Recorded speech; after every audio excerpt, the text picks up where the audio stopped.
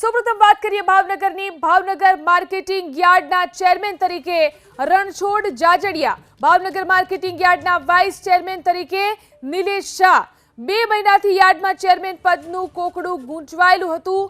5 બેઠકો પર ભાજપ કોંગ્રેસ સમર્થિત પેનલનો વિજય થયો હતો.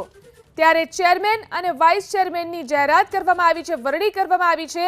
ભાવનગર માર્કેટિંગ યાર્ડના ચેરમેન તરીકે રણછોડ જાજડિયાની વરણી કરવામાં આવી, તો વાઇસ ચેરમેન તરીકે નિલેશ શાહની વરણી થઈ. વધુ જાણકારી મેળવી અમારા સંવાદદાતા પાર્થ ફોન લાઈનથી જોડાયા છે. જી પાર્થ, ભાવનગર માર્કેટિંગ યાર્ડમાં ચેરમેન વાઇસ ચેરમેનની વરણી.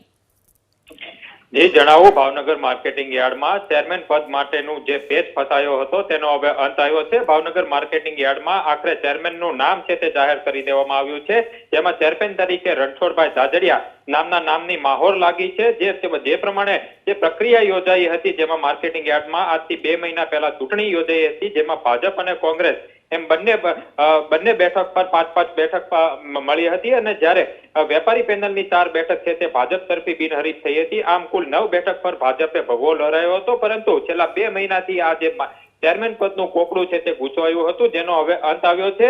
જેમાં આજે ચેરમેન પદની જે ચૂંટણી યોજાઈ હતી તેમાં કુલ 2 ફોર્મ ભરાયા હતા, જેમાં ભીખાભાઈ જાજડિયા અને રણછોડભાઈ જાજડિયા આ બંનેના નામના ચેરમેન પદ તરીકેનું નામ જાહેર થયું હતું. જેમાં જે કુલ 17 મતમાંથી 12 મત છે તે રણછોડભાઈને મળ્યા છે અને 5 મત ભીખાભાઈ જાજડિયાને મળ્યા છે. આમ ભાવનગર માર્કેટિંગ યાર્ડના નવા ચેરમેનને 12 મત સાથે વિજય થયો છે. અને હાલ જે રણછોડભાઈ જાજડિયા છે તેઓ નવા ચેરમેન તરીકેનો ચહેરો ભાવનગર માર્કેટિંગ યાર્ડમાં ચૂંટાયા છે. એટલે કે હવે આ જે માર્કેટિંગ યાર્ડના નવા ચેરમેન તરીકેના પદની વરણી થઈ છે, ત્યારે આગામી સમયમાં જે પડતર પ્રશ્નો હોય છે, ખેડૂતોના પ્રશ્નો હોય છે, તેનું નિરાકરણ આવશે તેવી ખેડૂતો આશા રાખી રહ્યા છે.